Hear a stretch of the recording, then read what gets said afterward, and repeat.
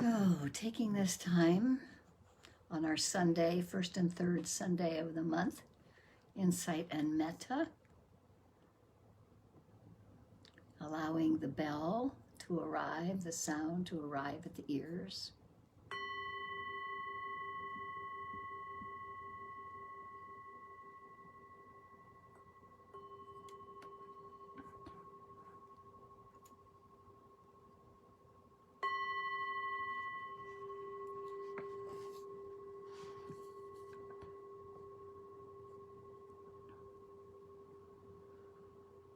Good idea, making sure that your phone is turned off for now.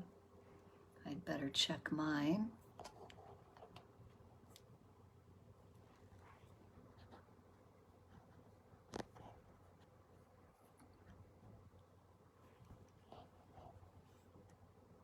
Oh, I can't tell my phone is upside down.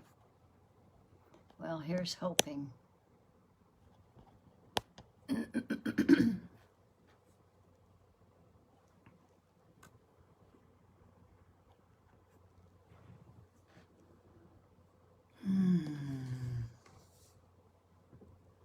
Letting the eyes close gently. Letting the body find its comfortable position. It can be sitting, it can be standing. It can even be lying down. You just try to catch yourself from falling asleep if it's lying down.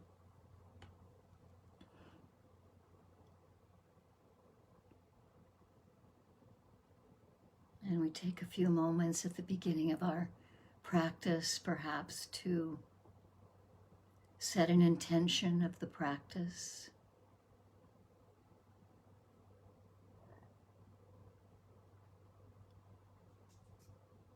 It could be about being kind to yourself as you sit. It could be about noticing more regularly present moment encounters with awareness.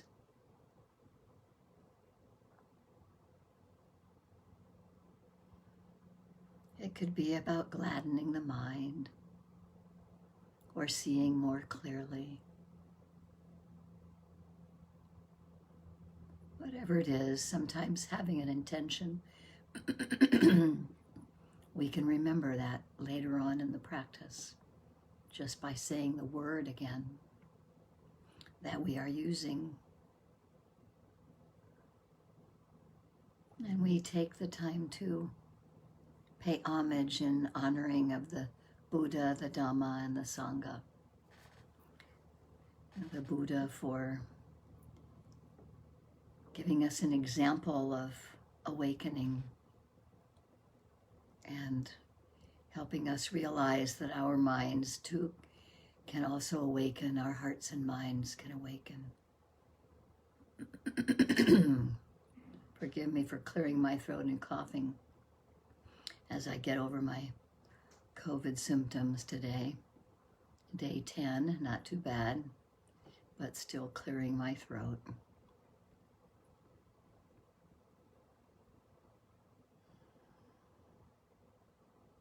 And we pay homage to the Dhamma, the teachings that the Buddha gave, that he organized into, as any teacher knows, you kind of say the same thing over and over again. And the Buddha did the same, so he said it over and over again in as many different ways as he could to as many different kinds of people and intellects of people. He made lists and overlapped things in lists in various ways so that they could be remembered and used, and they've been saved thanks to Sangha, thanks to those who went before us for all of this 2,600 years. Which also takes me into the great gratitude of being born human in this lifetime. We don't always think of it with much gratitude, especially when we're going through suffering moments. But it is so rare to be born human. It's so rare in this many, many eons of time and many, many ways of being reborn, that to be reborn in this precious human birth gives us the opportunity to be exposed to, listen to, and practice, if we feel drawn to it, what the Buddha has taught.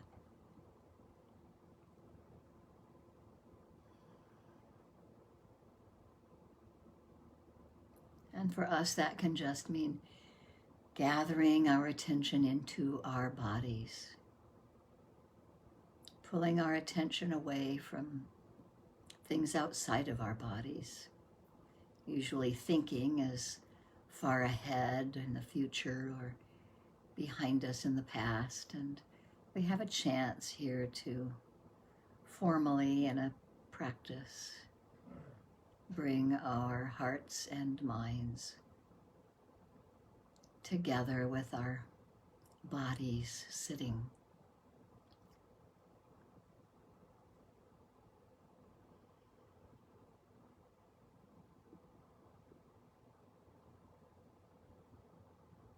And as you know from the 4 foundations of mindfulness, the first foundation of mindfulness includes attention to our breathing.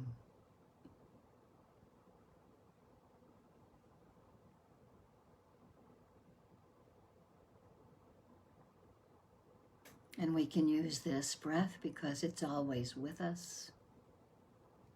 We can start with it wherever it is and notice. We can pay attention and notice whether there's a long breath happening or a short breath happening.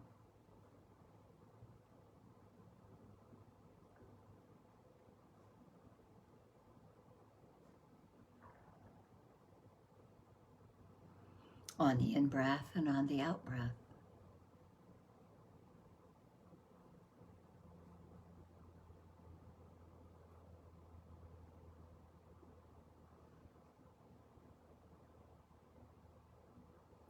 Just being aware.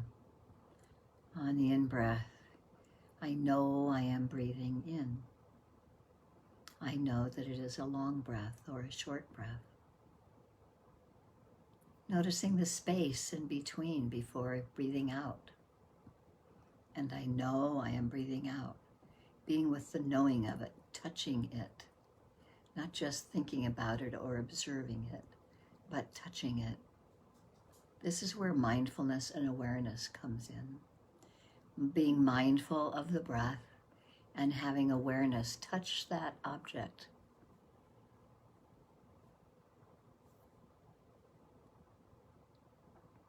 And sustain the attention around that object of the breath. Noticing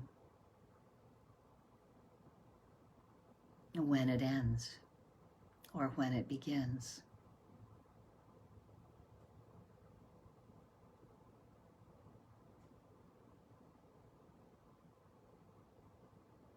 And it's this noticing of the breath, understanding that we can't hang on to it. If we grasp or cling at it to try to make it last longer, it happens on its own accord. Conditions arise. The breath is breathing us. It lasts for a certain amount of time, and it is impermanent, anicca. And it goes away on its own. We can't control it one way or another, make it longer or make it shorter. Sometimes through certain breathing exercises, we can make it go faster or slower or hold it for a time period in some of the yogic breathings. But eventually, we know and experience directly the impermanent nature of the conditions that have arisen for our breathing on the in-breath, and it turns into the out-breath. And we can see this in everything that comes into the mind, or everything that comes to our awareness in the body. whether it's a pain somewhere or some functioning of the body that we become aware of.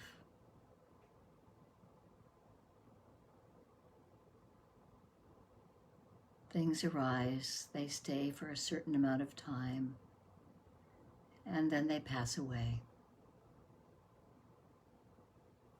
And that begins to let us know that what is happening is not personal. These conditions of our body, of heat and fire, water, air, earth, that make up this body, these are conditions that arise, stay for a while, and pass away. There's nothing to hang on to, and we see this directly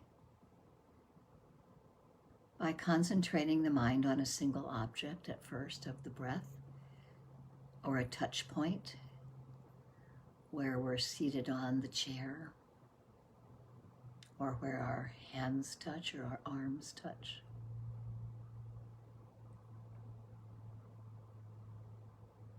And we can always return to this breath when we find ourselves wandering mind about something. We can wake up in that moment and go, aha, thinking is happening.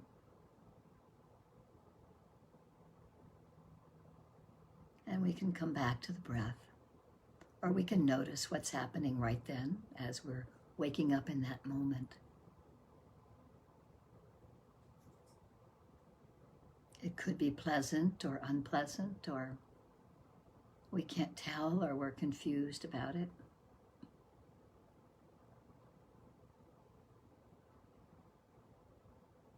But we're waking up each moment that we are aware.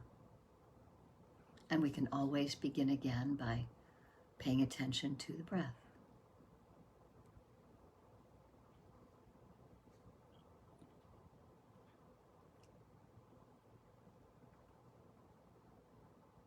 Or to the sits point, or a pressure point.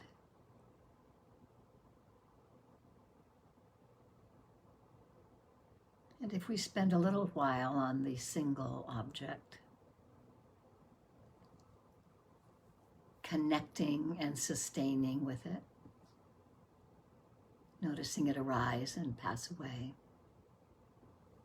we begin to build concentration, returning to that single object. By gaining concentration, we have less troublesome moments of the hindrances arising. As we develop concentration, we have more of an opportunity to see that we may not be bothered so much by sleepiness and tiredness, or anxiety or restlessness, or there's the hindrance of doubt, and there's clinging, grasping and clinging and pushing away. So those 5 hindrances are less obvious as we develop more single-pointed concentration. But we don't have to work hard at it. We stay relaxed. We hold ourselves kindly with gentleness. We have appreciation for this time to sit. And to be kind with ourselves when the mind wanders off in a variety of directions, and with compassion bring ourselves back.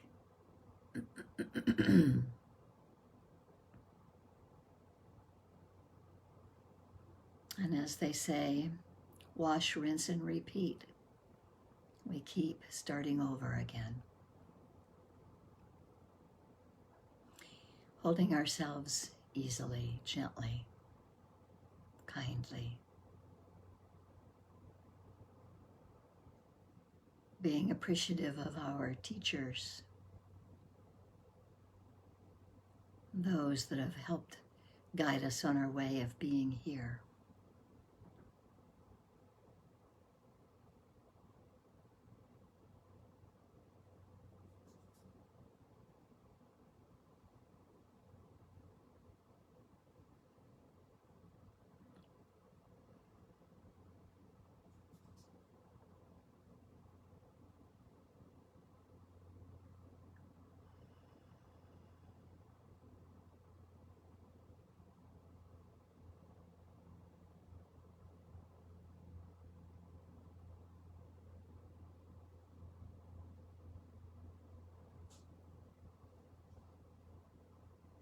moment by moment, whatever arises,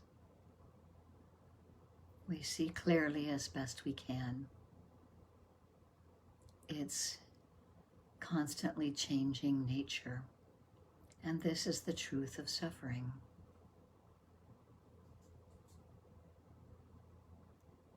That what arises is impermanent and passes away.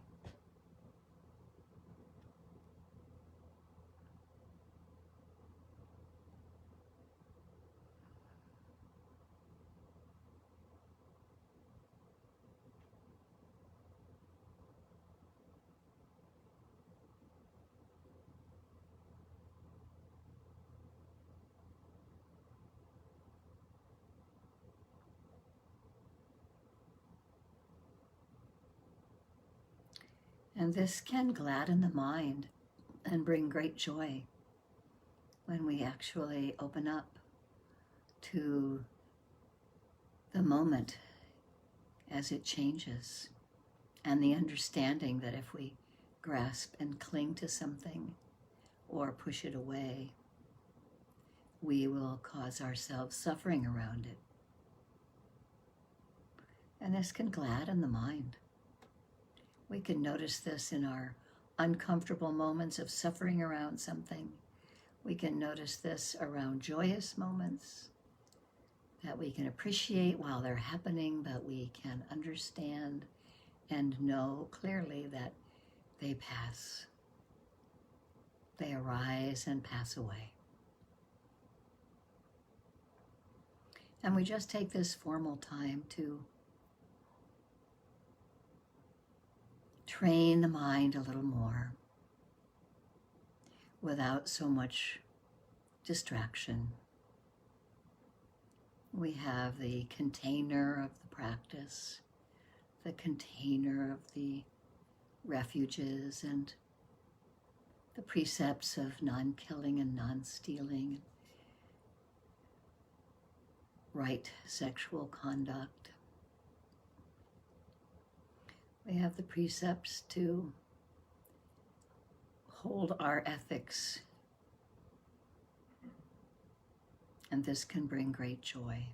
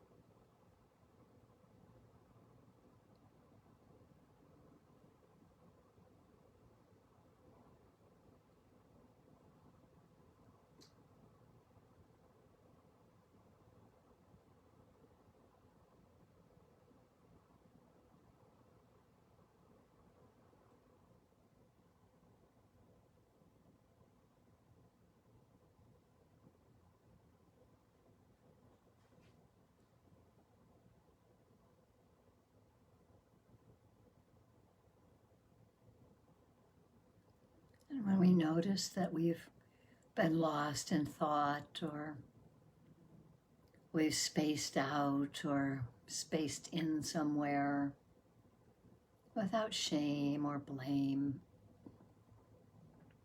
we just bring ourselves back to the present moment, wherever that is that we're noticing.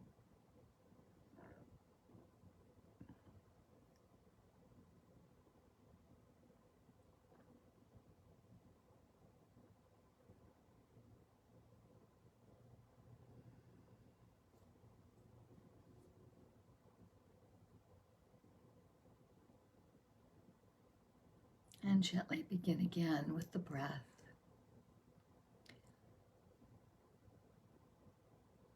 We also may begin to feel the breath in the entire body.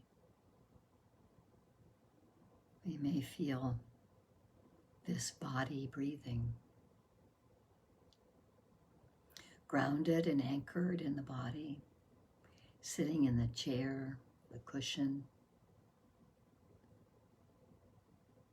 and feeling the entire body as we calm the body and calm the mind, still the body.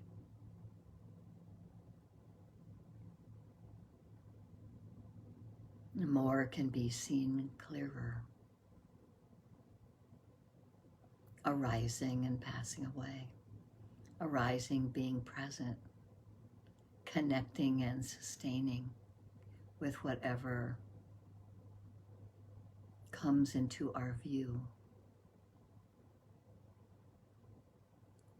To notice the three characteristics about it, of the impermanent nature, the impersonal nature, and that if we cling to it, dukkha arises. Anicca, anatta, dukkha.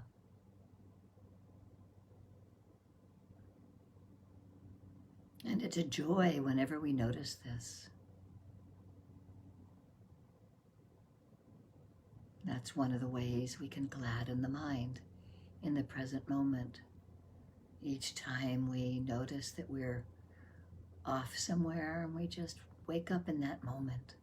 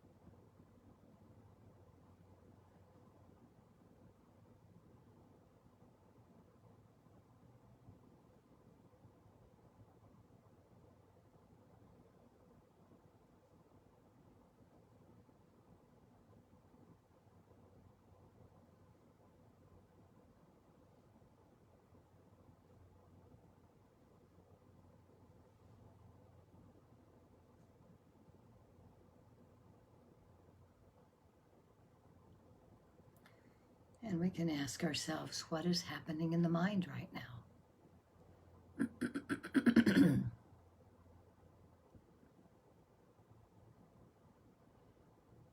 Is our body relaxed?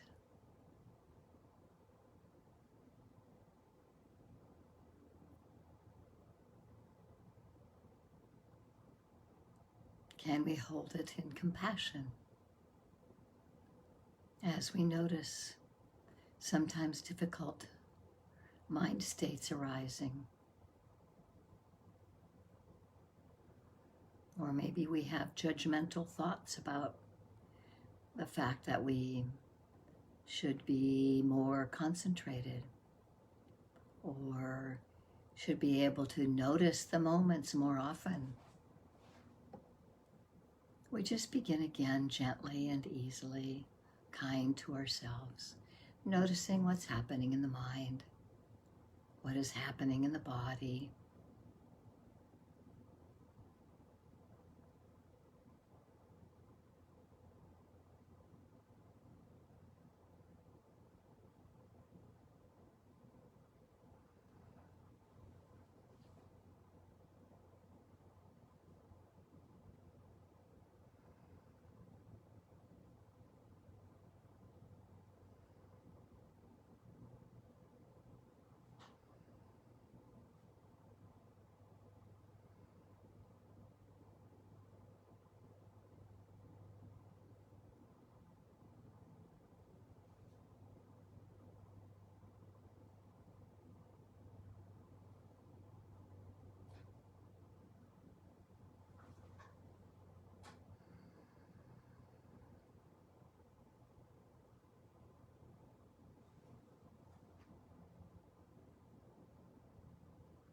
Moment to moment awareness, seeing what arises, greeting it with mindfulness and awareness. Whatever arises, awareness arises with it, covers it with our attention, connects and sustains with the present moment experience.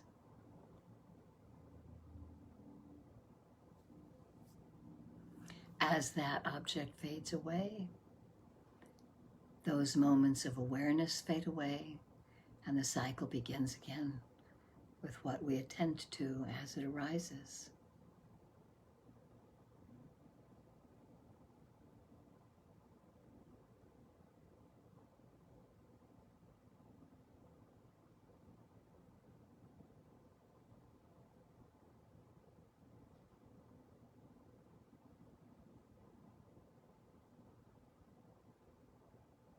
Phenomenon arising and passing away, rolling on with mindfulness, awareness present, knowing when it's a long breath and when it's a short breath, being present with it, noticing bodily tensions or whatever is happening in the body and what is happening in the mental states. Noticing joy arising at this present moment experience.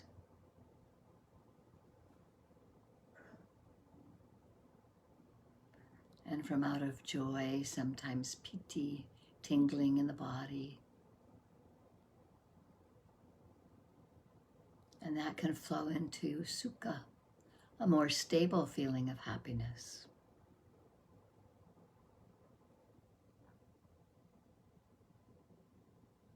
A calmer kind of happiness.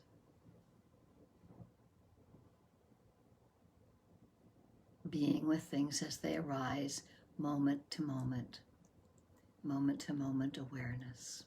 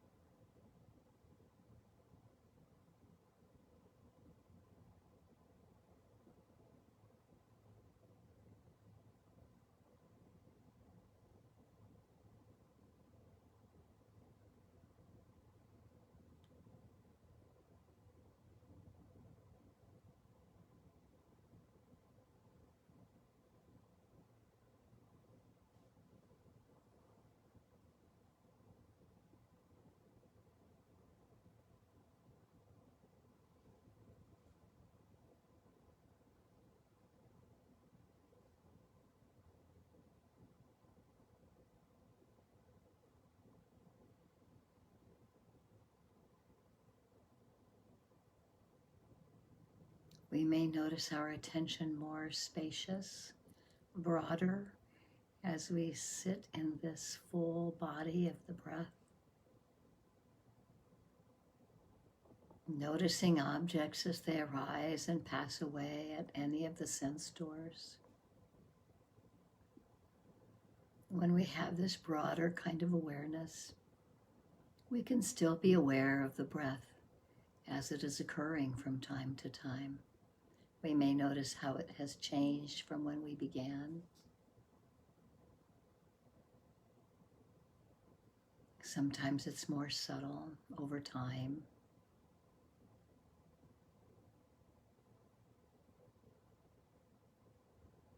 Or sometimes when we begin again, we start again with more gross breath, a bigger breath, open our eyes a little, let light in, and begin again. If tiredness is there, if restlessness is there, we can keep our attention on the single object of the breath or the touch point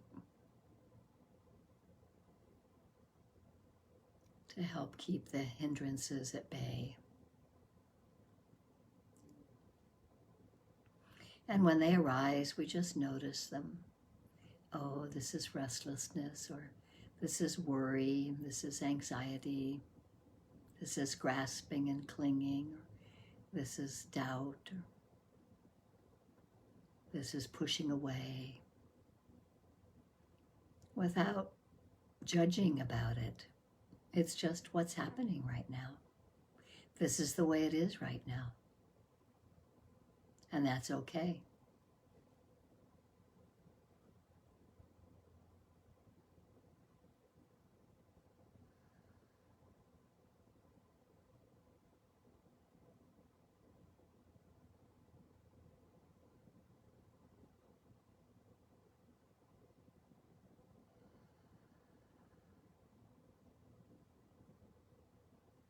And as we hold ourselves gently in kindness, wishing ourselves in gladness to be free from harm and safe and protected, may we let these thoughts be generated by remembering kindnesses that others have done for us and kindnesses that we have done for others. Uplifting the mind, gladdening the heart.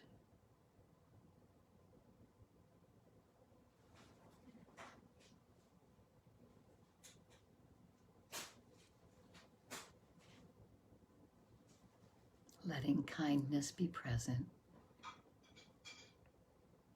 for ourselves. We deserve this kindness.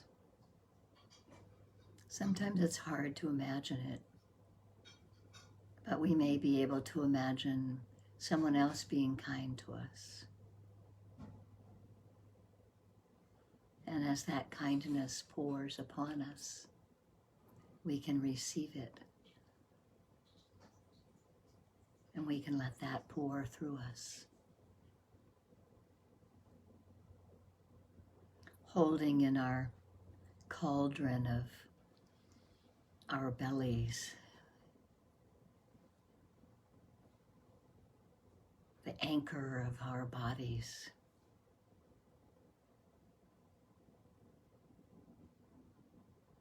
Including within our heart and mind the well-being of another. And so you can choose a close friend or a teacher, a benefactor, a child, an animal, whatever comes to mind. Seeing this being with kindness,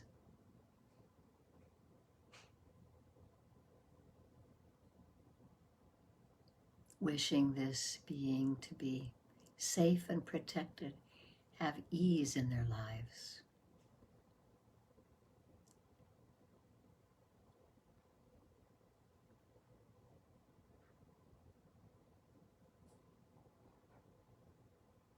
You can say one of the phrases that have been taught previously, or maybe it's just a feeling that you have,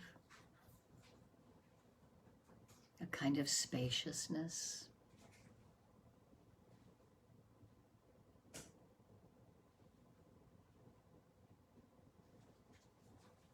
Letting this sense of peace, this sense of well-being for this teacher or friend, benefactor,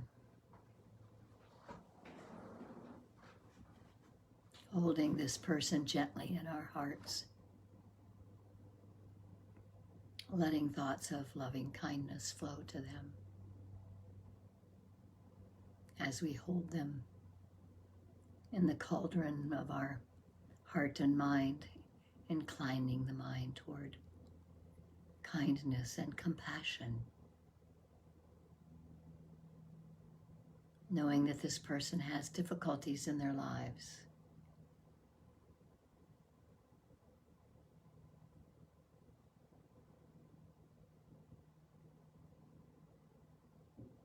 We hold them gently. May we be with them in compassion. May we be with them in their suffering, without grasping on to results.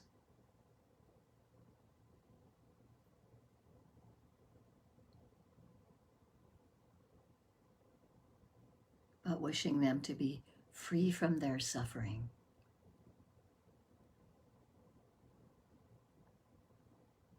With compassion, I hold you in my heart.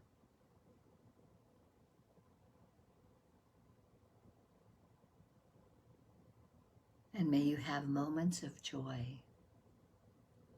And may you remember and notice those moments of joy.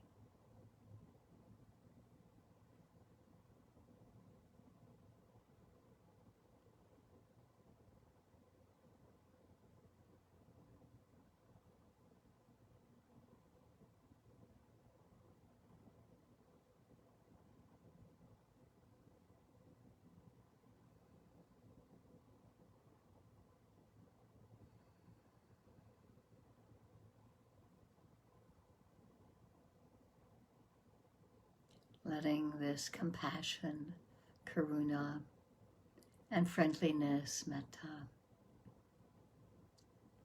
expand our hearts, expand our minds to include another close friend or a teacher, benefactor.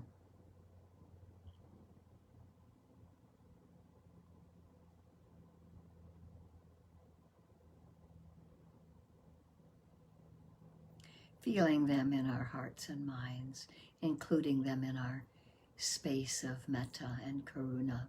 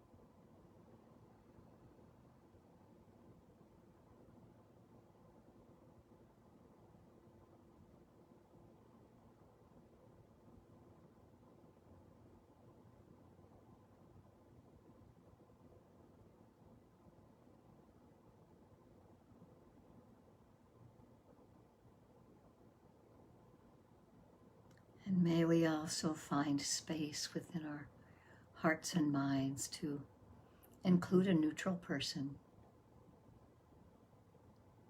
someone we may see on a regular basis but don't have a judgment or an opinion about. It could be a group of people, those suffering from oppression, those suffering from illnesses, those suffering from the wages of war,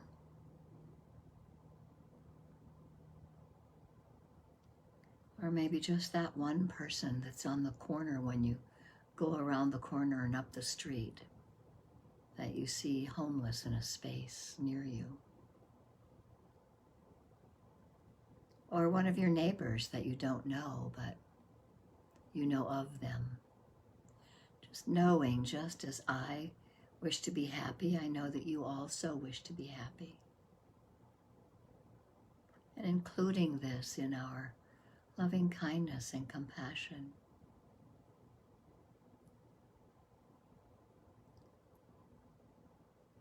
Awakening these thoughts of kindness, understanding of another person's suffering, letting our hearts quiver with compassion of their suffering without getting lost in extremes.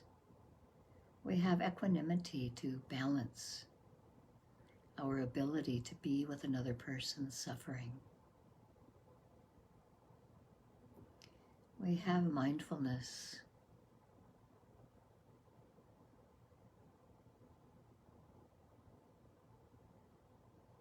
We have awareness, which brings wisdom. We have this balance of wisdom and compassion in our heart space so that we can see the ups and downs of the world with quiet eyes. We can see those who are in sorrow and sadness and hold them gently with kindness. We can know, just as I wish to be happy, this person or people that I'm thinking of that are in the neutral category for us, we can hold them in our hearts.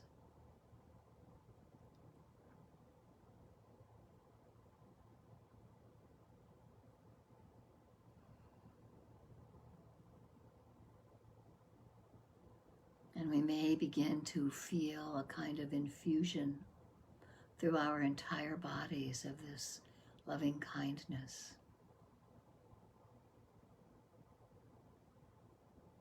It's all around and everywhere, as it's taught in the suttas.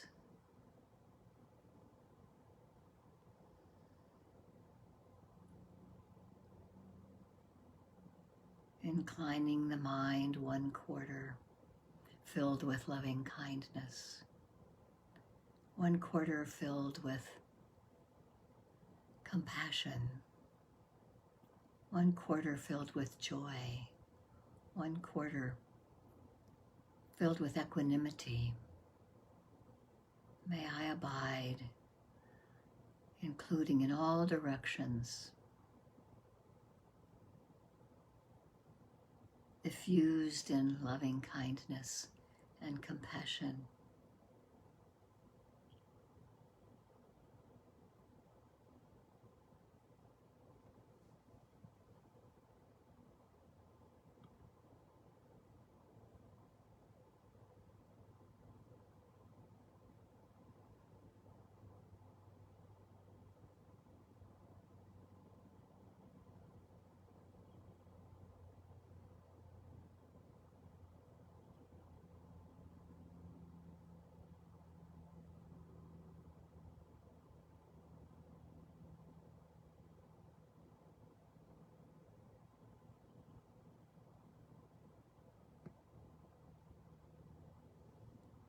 Above, below, around and everywhere, all beings known and unknown, seen and unseen. May all beings everywhere be free from harm, safe and protected.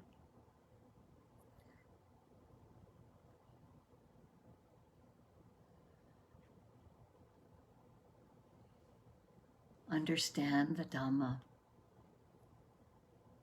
understand suffering and the causes of suffering.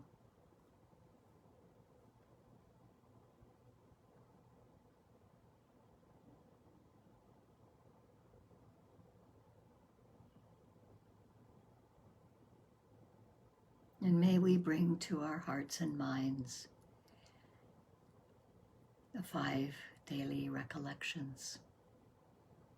I am of the nature to grow old. I cannot avoid aging. I am subject to illness, and my health is uncertain. I am of a nature to die. I cannot avoid death. I will be parted from all that is dear and beloved to me. And I am the owner of my own actions. Actions are the womb from which I have sprung. My actions are my relations. My actions are my protection. Whatever actions I do, both wholesome and unwholesome, skillful or unskillful, of these I shall become the heir. And may we be reminded of our intention as we close this period, keeping that word on our breath that we set for our intention before we began sitting. And may the merits of our practice benefit all sentient beings. Anicca vata sankhara upadavaya domino upakitava merochanti te samvapasamo sukho. All conditioned things are subject to impermanence, arise and pass away. And seeing this clearly with mindfulness brings the greatest happiness, which is peace. And as the sound of the bell arrives at the ears, noticing sound arriving, as you gently open your eyes, acknowledging that seeing is happening, and letting this kindness in our hearts flow to each other in our circle. As I ring the bell,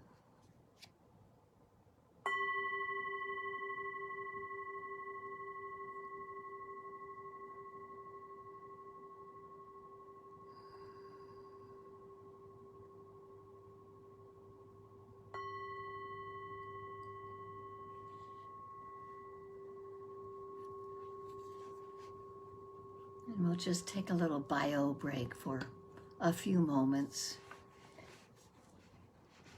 I'm going to thank the people that are watching on Facebook. I see that Valerie is there, and I saw that Francine was there. And for now, I'm going to stop, but we'll come back in 5 minutes or less to have some conversation about thoughts.